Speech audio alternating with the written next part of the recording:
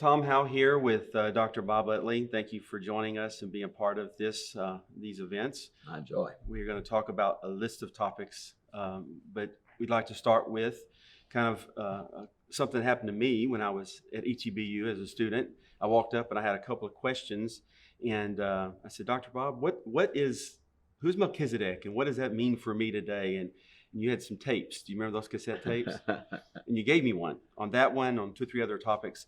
And I listened to it, and it was my introduction into that, and it stayed with me all this time. So we won't talk about Melchizedek, maybe in particular, but more in general. What does he or others in the Old Testament mean for us as Christians, and how we understand Christ and Christology and Christophanies and stuff like Sure. that? Let me start, by the way, you mentioned that you asked me a question in college. You know, Tom, what I found is that stuff that I have cried over, prayed over, read for decades, a student will ask me, and I'll try, because I'm a teacher, in 5 minutes to summarize it, right? And then they'll go, oh yeah, it's real interesting. See, there's a price to be paid for some of this, right?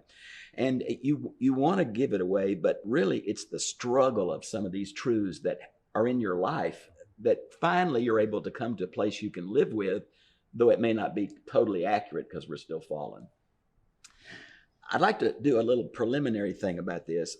I get a little nervous in trying to read too much New Testament stuff back in the Old, because my basic hermeneutical principle is that you must go to the intent of the original inspired author and what would the hearers have understood, and that becomes the focus of a hermeneutical principle.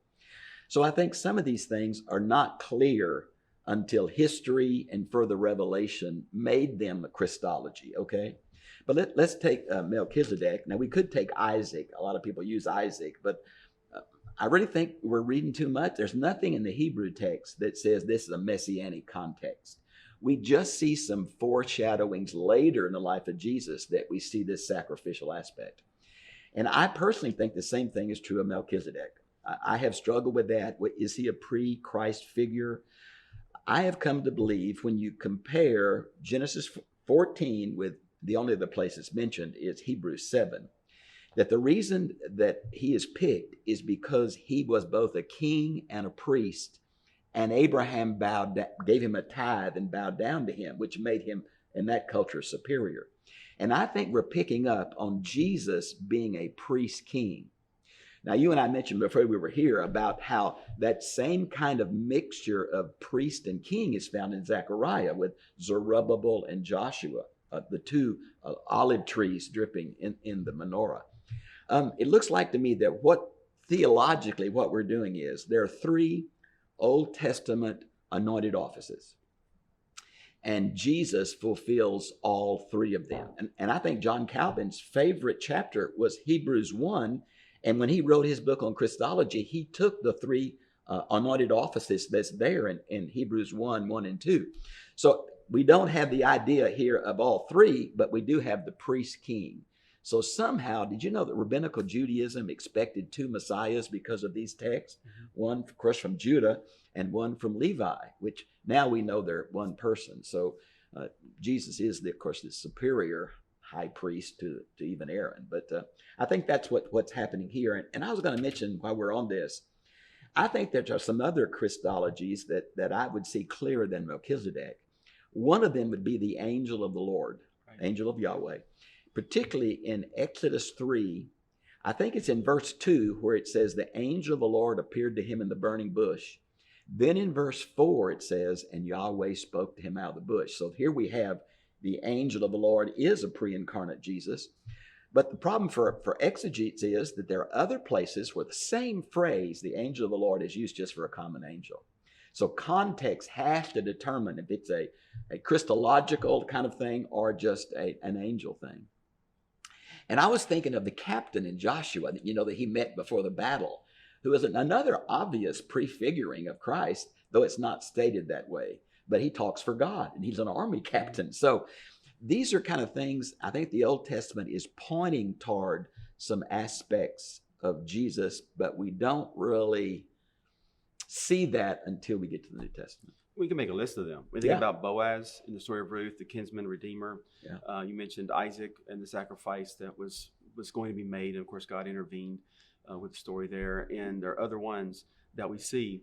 And so how careful do we need to be as we think about those of stamping our beliefs back into that old ancient Hebraic text? That's the key. We got to be careful.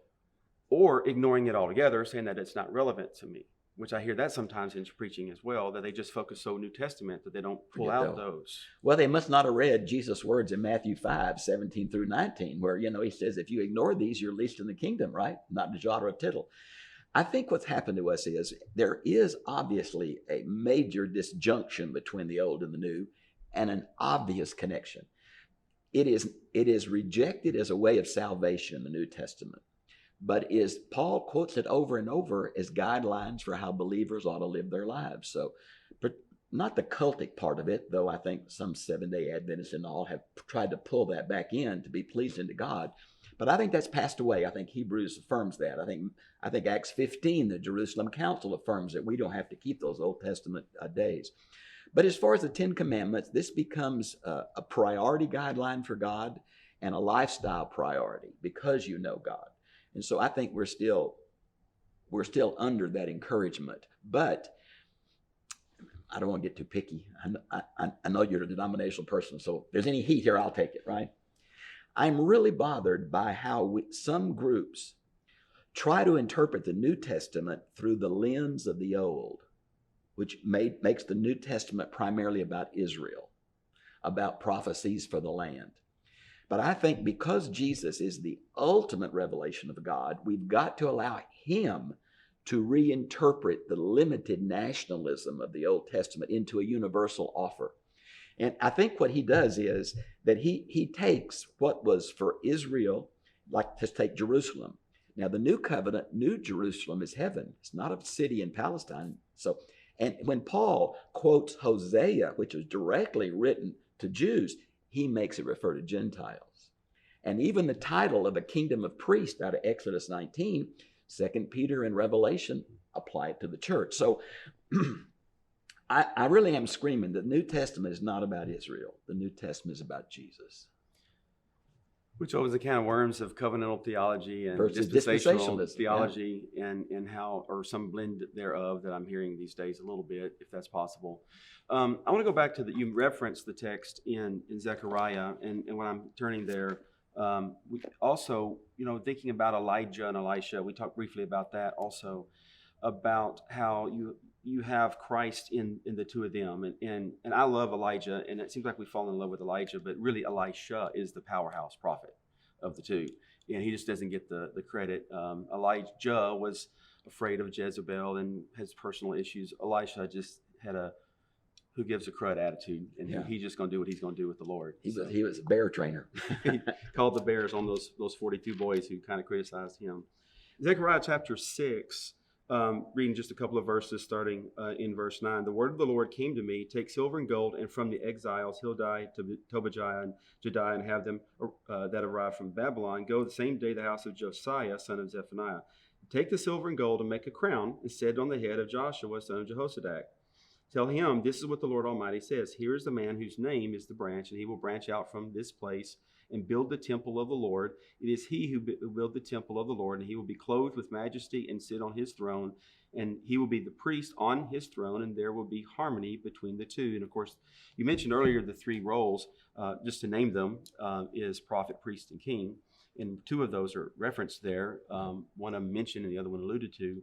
And then, of course, it talks about Jesus, back to what you were saying a minute ago, of the Old Testament moving to the New Testament, moving from being Israel-centric to being Christ. It says he's adopting this imagery that he's going to be the rebuilt temple even. Yeah. In I'm really uncomfortable about a rebuilt temple because Hebrews is a one kind of sacrifice, and that's gone. So right. I don't think there will be a rebuilt temple. Physical rebuilt temple. Yeah, won't be there because Jesus is the new temple, and believers because of that are temples. The good example here, and Tom, I love you, but I want to bite you a bit, okay? I've got to go back because of my hermeneutical focus. I've got to say to myself, did the original author, did he understand this? And did the original Jews see in that what you're seeing? So I would say what we're doing today is because we know the New Testament, we're able to say, now they may not have fully understood this, just like the end of Daniel, but here's what the implication of the New Testament is. So I think it's a fair application based on the New Testament, but I don't think it's fair Hebrew exegesis based on this text alone. But there are obviously allusions to the branch, and this has been so cool to me. I know you know this, but I'm showing off really. You know, Jesus of Nazareth, the word for branch is Nazar. And sometimes it says not Jesus of Nazareth, but it uses a form of that word. It really may be not a geographical location, but the branch, Jesus the branch, instead of the city. Because Nazareth is almost an unknown city. Only one Hebrew family lived there, right? And really strange. But Jesus the Nazarene may be a reference to this branch. Which, of course, we see the branch mentioned in Jeremiah and Isaiah and others as allusion to the coming stump Messiah. that was cut off and the shoot come out. And the branch of Jesse, the branch of David, right. Which, of course, is Jesus. So. Right. There's a lot of figures here, aren't there? And the fun thing of studying the Bible is that you just always see more and more. I just am fearful that we've got to be careful we don't read our theology, our denomination, or our personal experience into it, because the tendency is there to do it. We see it, you go so excited about it. We just got to go the second mile to check and make sure, could the original hearers have understood this? Or is this a multiple fulfillment prophecy? Or do I understand this only when I see the history of the New Testament?